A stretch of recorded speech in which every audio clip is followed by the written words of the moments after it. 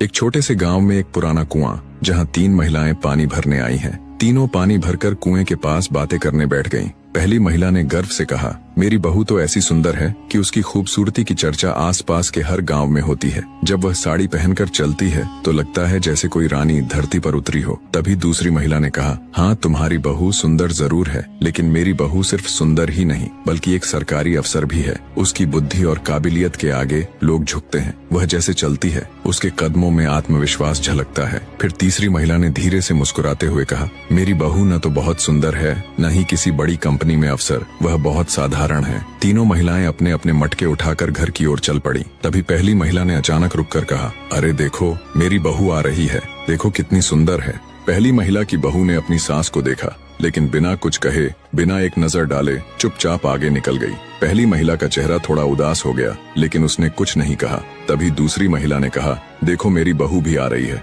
देखो कितने ठाठ से चल रही है, अफसर है ना, उसकी चाल में ही इतना आत्मविश्वास है। दूसरी महिला की बहू ने भी अपनी सास को देखा, लेकिन उसने भी कुछ नहीं कहा, बस एक ठंडी सी मुस्कान दिखाकर आगे बढ़ गई। दूसरी महिला का चेहरा भी थोड़ा मुरझा गया। फिर तीसरी महिला अपनी बहू को देखकर कहा, अरे मेरी बहू भी आ रही है, वो देखो। उसकी बात पूरी भी नहीं हुई थी कि तीसरी महिला की बहू ने पास आकर मटका उठा लिया और बोली, माँ जी ये मटका मुझे दे दो, आप थक गई होगी, चलिए मैं आपके साथ चलती हूँ। ये देखकर वहाँ खड़ी दोनों महिलाएं हैरान रह गईं। उनकी आंखों में ईर्ष्या और पछतावे के भाव उभर आए। तभी वहाँ से गुजर रही एक बूढ़ी महिला ने ये सब देखा और मुस्कुराते हुए बोली, देखो इसे कहते हैं खरा सोना। सुंदरता और पदवी से बढ़कर संस्कार होते हैं। सच्चा प्यार और सम्मान ही इंसान को महान बनाता है। दोस्तों, यह कहानी सिखाती है कि सुंदरता और सफलता से बढ़कर संस्कार और प्यार होता है, जो इंसान को वास्तव में महान बनाता है।